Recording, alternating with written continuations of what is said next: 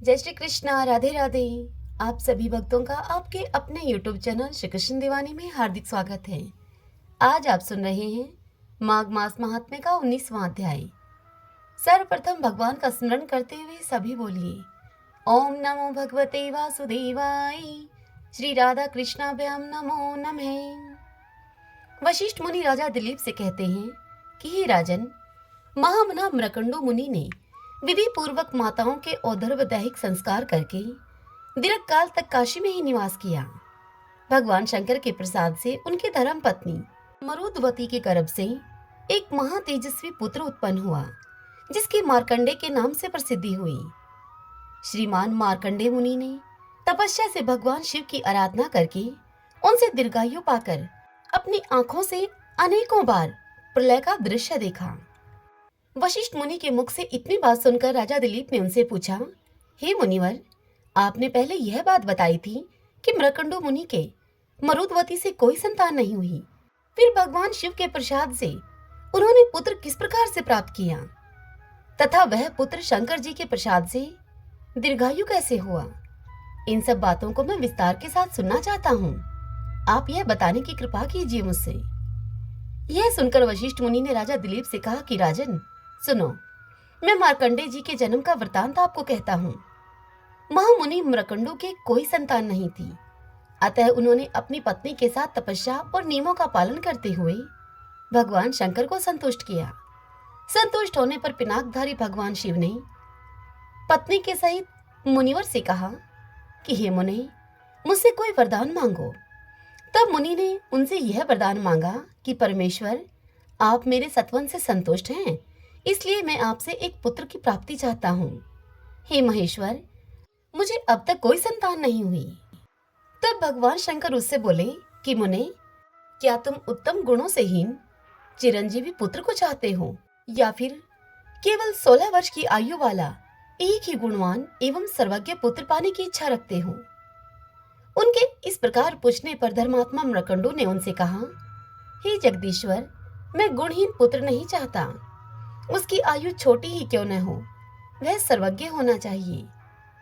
यह सुनकर भगवान शंकर उससे बोले कि अच्छा, तो तुम्हें 16 वर्ष की आयु वाला एक पुत्र प्राप्त होगा, जो कि परम धार्मिक, सर्वज्ञ, गुणवान, लोक में यशस्वी और ज्ञान का समुद्र होगा। ऐसा कहकर भगवान शंकर अंतर्ध्यान हो गए और मुनिवर मृकंडु इच्छा के अनुसार वरदान पाकर प्रसन्न होकर अपने आश्रम में वापस लौट आए। उनकी पत्नी मरुदवती बहुत दिनों के बाद गर्भवती हुई। मुनि ने विधि पूर्वक गर्भाधान संस्कार किया था।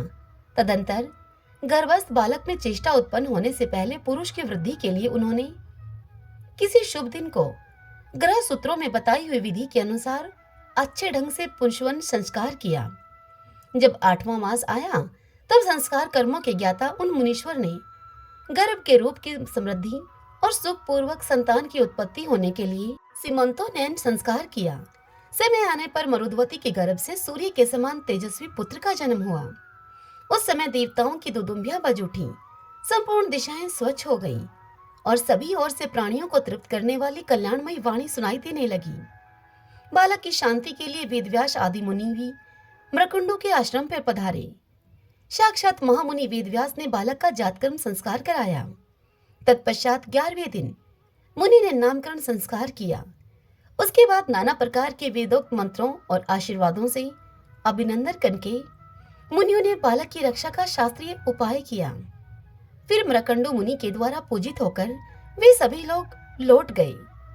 उस समय नगर और प्रांत के लोग हर्ष में भरकर आपस में कहते थे कि आओ, इस बालक का अद्भुत रूप है, अद्भुत तेज है इस बालक का, और समस्त अंगों का लक्षण भी बड़ा अद्भुत है। मरुदवती के सौभाग्य से साक्षात भगवान शंकर ही इस बालक के रूप में प्रकट हुए हैं। यह कितने आश्चर्य की बात है। चौथे महीने में पिता ने पुत्र को घर से बाहर निकाला। छठे महीने में उसका अन्नप्राशन करवाया और 2.5 वर्ष की अवस्था में चूड़ाकर्म करके स्वर्ण नक्षत्र में कर्णवेद किया। तदंतर कर्मों के ज्ञाता मृकंडो मुनि ने बालक के ब्रह्मा तेज की वृद्धि के लिए 5वें वर्ष की अवस्था में उसे यज्ञोपवीत दे दिया। फिर उपाकर्म करके विद्वान मुनि ने बालक को वेद पढ़ाया। उसने अंग, उपांग, पद और क्रम के सहित संपूर्ण वेदों का विधि पूर्वक अध्ययन किया वह बालक बड़ा शक्तिशाली था। गुरु तो उसके साक्षी मात्र थे। उसने विनय आदि गुणों को प्रकट करते हुए गुरुमुख से समस्त विद्याओं को ग्रहण किया। वह भिक्षा के अन्न से जीवन निर्वाह करता हुआ प्रतिदिन माता पिता की सेवा में संलग्न रहा करता था। अब उस बालक बुद्धिमान मार्कंडे की आयु का 16वां वर्ष प्रारंभ होने पर मृकंडो मुनि का हृदय शोक से कातर हो उठा। उनके संपूर्ण इंद्रियों में व्याकुलता छा गई। वे दीनता पूर्वक विलाप करने लगे। मार्कंडे ने पिता को अत्यंत दुखी होकर विलाप करते हुए देखकर उनसे पूछा, हे तात, आपके शोक और मोह का क्या कारण है? मार्कंडे के मधुर वचन सुनकर मर्कंडो ने अपने शोक का युक्त युक्त कारण उसको बताया। श्रीमन नारायण नारायण हरि हरि, भजमन नारायण नारायण हरि हरि।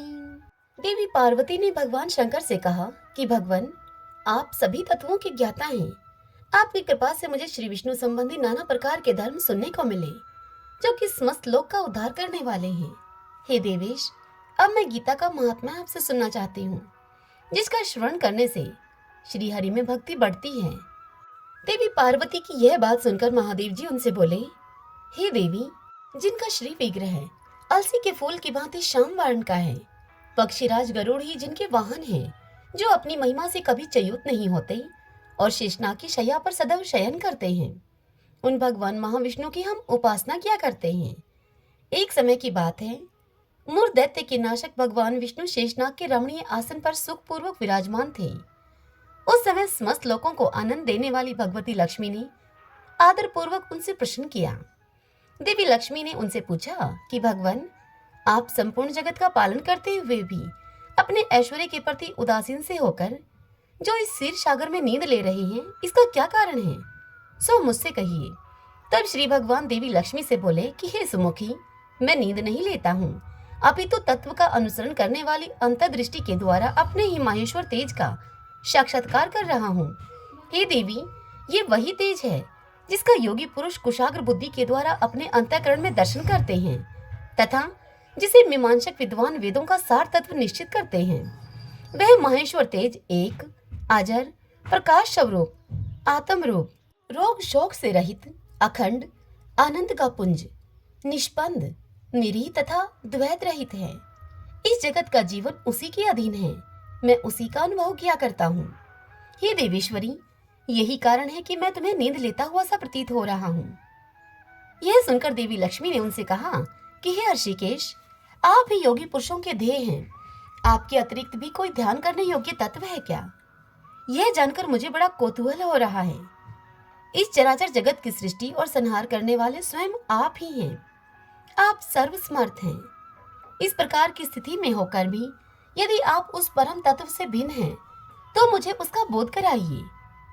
यह सुनकर श्री भगवान देवी लक्ष्मी से बोले कि हे प्रिय, आत्मा का स्वरूप द्वैत और अद्वैत से पृथक, भाव और अभाव से मुक्त तथा आदि और अंत से रहित है। शुद्ध ज्ञान के प्रकाश से उपलब्ध होने वाला तथा परमानंद स्वरूप होने के कारण एकमात्र सुंदर है। यही मेरा ईश्वरीय रूप है।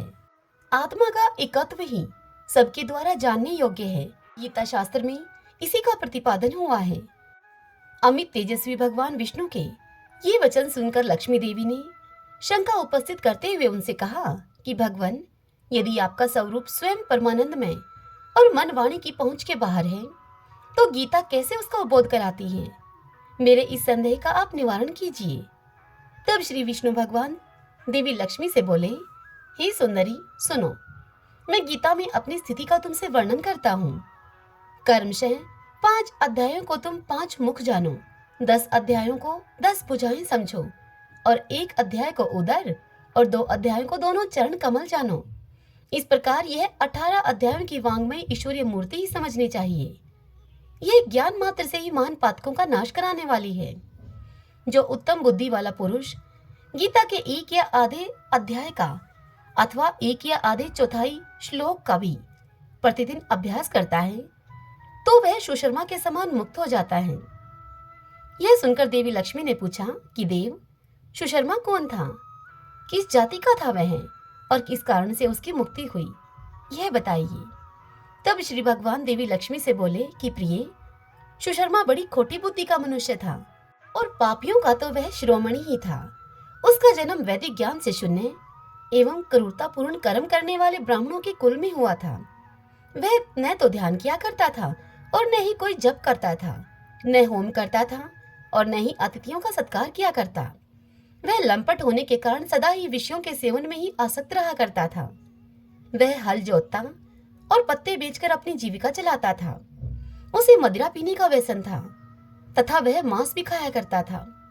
इस प्रकार उसने अपने जीवन का दीर्घकाल व्यतीत कर दिया। एक दिन मूढ़ बुद्धि सुशर्मा पत्ते लाने के लिए किसी ऋषि की वाटिका में घूम रहा था।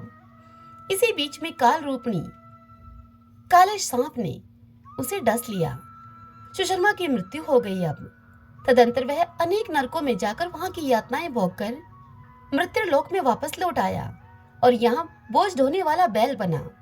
उस समय किसी पंगु ने अपने जीवन को आराम से व्यतीत करने के लिए उस बैल को खरीद लिया। बैल ने अपनी पीठ पर पंगु का भार ढोते हुए बड़े कष्ट से 7-8 साल बिताए। एक दिन उस पंगु ने किसी ऊंचे स्थान पर बहुत देर तक बड़ी तेजी के साथ उस बैल को घुमाया। इससे वह बैल थककर बड़े वेग से पृथ्वी पर गिरा और मूर्छित हो गया। उस समय वहां कौतूहलवश आकृष्ट होकर बहुत से लोग एकत्रित हो गए। उस जन समुदाय में से किसी पुण्य आत्मा व्यक्ति ने उस बैल का कल्याण करने के लिए उसे अपना पुण्य दान किया। तत्पश्चात कुछ दूसरे लोगों ने भी अपने अपने पुण्यों को याद करके उन्हें उसके लिए दान किया। उस भीड़ में एक वेश्या भी खड़ी थी। उस वेश्या को अपने पुण्य का पता नहीं था, फिर भी उसने लोगों की देखा देखी में उस बैल के लिए कुछ त्याग किया। तदंतर यमराज के दूत उस मरे हुए प्राणी को पहले यमपुरी में लेकर गए। वहां पर यह विचार करके कि यह वेश्या के दिए हुए पुण्य से पुण्यवान हो गया है, उसे छोड़ दिया गया। फिर वह भूलोक में आकर उत्तम कुल और शील वाले ब्राह्मणों के घर में उत्पन्न हुआ। उस समय भी उसे अपने पूर्व जन्म की बातों का स्मरण बना रहा। बहुत दिनों के बाद अपने अज्ञान को दूर करने वाले कल्याण तत्व का जिज्ञासु होकर वह उस वेश्या के पास गया और उसके दान की बात बतलाते हुए उसने उस वेश्या से पूछा कि तुमने कौन सा पुण्य दान किया था। तब वेश्या ने उसे उत्तर दिया। उसने अपने घर के आंगन में पिंजरे में बंद तोते की तरफ इशारा करते हुए कहा कि वह पिंजरे में बैठा हुआ तोता प्रतिदिन कुछ पढ़ता है, उससे मेरा अंतःकरण पवित्र हो गया है। उसी का पुण्य मैंने तुम्हारे लिए दान किया था। इसके बाद उन दोनों ने उस तोते से पूछा।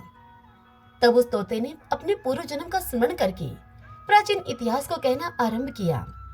वह तोता बोला, पूर्व जन्म में मैं विद्वान होकर भी विद्वता के अभिमान से मोहित रहता था। मेरा राग द्वेष इतना बढ़ गया था कि मैं गुणवान विद्वानों के प्रति भी ईर्ष्या का भाव रखने लगा था। फिर समय के अनुसार मेरी मृत्यु हो गई और मैं अनेकों घृणित लोकों में भटकता फिरता रहा। उसके बाद इस लोक में आया हूँ। सदगुरु की अत्यंत निंदा करने के कारण तोते के कुल में मेरा जन्म हुआ। पापी होने के कारण छोटी अवस्था में ही मेरे माता पिता से मेरा वियोग हो गया। एक दिन मैं ग्रीष्म ऋतु में तपे हुए मार्ग पर पड़ा हुआ था।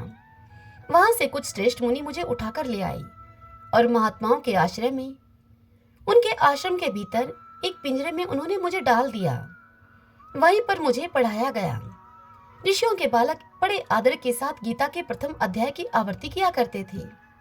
उन्हीं से सुनकर मैं भी बारंबार इस पाठ को करने लगा। इसी बीच में एक चोरी करने वाले बहेलिये ने मुझे उस आश्रम से चुरा लिया। तत्पश्चात इस देवी ने मुझे खरीद लिया उससे। बस यही मेरा वृतांत है, जिसे मैंने आप लोगों से कह दिया है। पूर्व काल में मैंने इस प्रथम अध्याय का अभ्यास किया था, जिससे कि मैंने अपने पापों को दूर किया है।